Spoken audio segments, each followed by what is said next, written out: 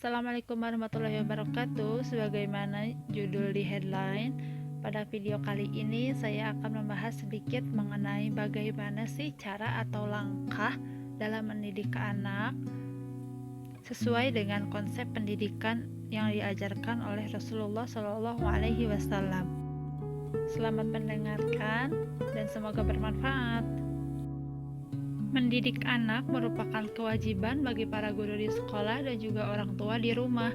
Namun, kata mendidik di sini bukan hanya tentang transfer pengetahuan dari guru atau orang tua kepada anak, melainkan bagaimana caranya pengetahuan yang diberikan kepada anak akan menjadi kebiasaan bagi anak tersebut.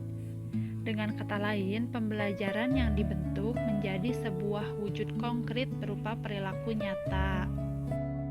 Berkaitan dengan hal tersebut, ada salah satu konsep pendidikan yang juga diterapkan oleh Nabi Muhammad SAW untuk mengajar atau mendidik para sahabatnya dan juga umat-umatnya pada saat itu. Di mana salah satu buku mengatakan bahwa the important thing that we have to is character building. Artinya, sebelum mendidik orang lain, tentu hal pertama yang harus dilakukan oleh seorang pendidik adalah mendidik dirinya sendiri. Hal itu dilakukan untuk menumbuhkan kepercayaan dari orang yang dididik terhadap orang yang akan mendidiknya.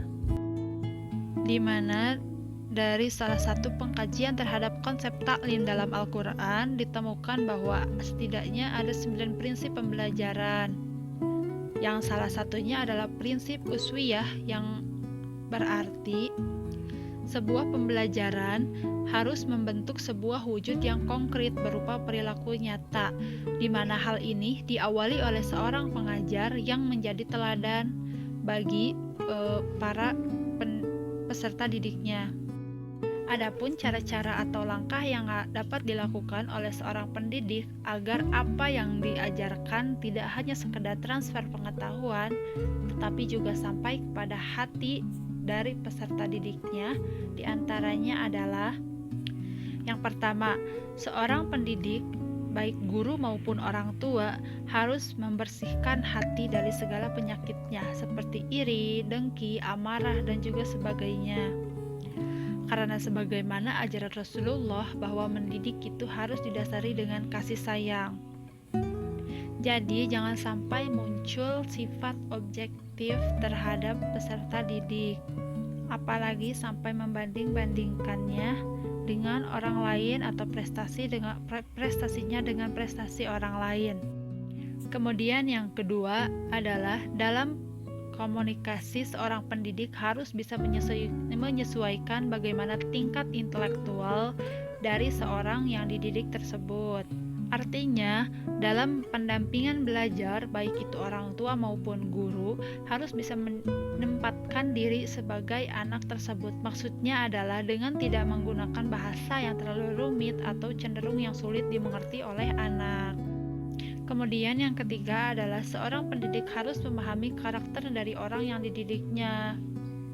Hal ini dikarenakan setiap manusia memiliki karakternya yang berbeda.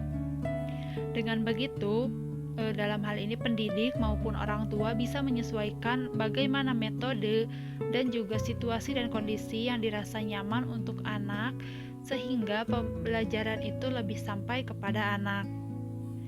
Kemudian yang terakhir adalah pendidik harus memiliki sikap yang penuh dengan kesabaran, di mana hal ini juga menjadi salah satu poin penting dari seorang pendidik. Karena setiap manusia Allah ciptakan dengan berbeda-beda, baik itu dalam kemampuan, dalam sisi kognitif, psikomotor, maupun juga afektifnya. Nah, begitulah cara atau langkah dalam mendidik seorang anak sebagaimana konsep pendidikan yang diterapkan oleh Rasulullah. Intinya, apa yang disampaikan dengan hati akan menyentuh hati pula dibandingkan dengan emosi yang membekas atau malah menyakiti. Sekian dari saya, semoga bermanfaat.